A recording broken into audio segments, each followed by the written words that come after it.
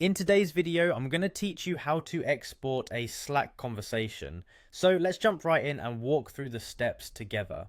First, open your browser and head over to Slack by typing in the URL or simply search for it online. Once you're on the Slack homepage, look for the option to sign in using Google. This is a convenient method, especially if you have your Slack account linked with your Google credentials, as it saves you the hassle of typing in your email and password.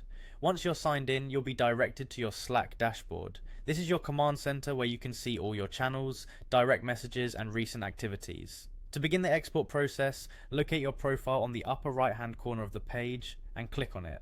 This should reveal a drop down menu with various options.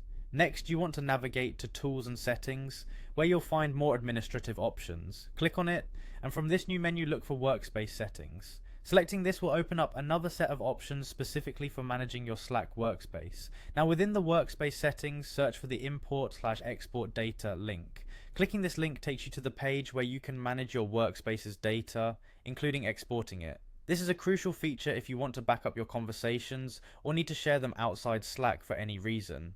On the import/export page, you will see the option to export your data.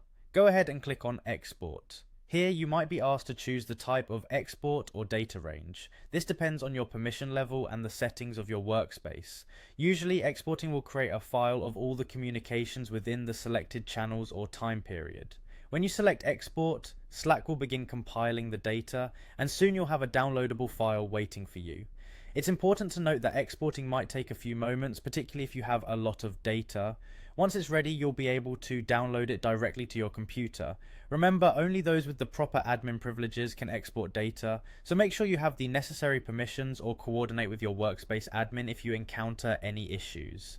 Exporting conversations can be incredibly useful for creating backups or archiving important discussions. And there you have it, a comprehensive guide on how to export Slack conversations. Thanks for following along, and don't forget to like and subscribe for more helpful tutorials.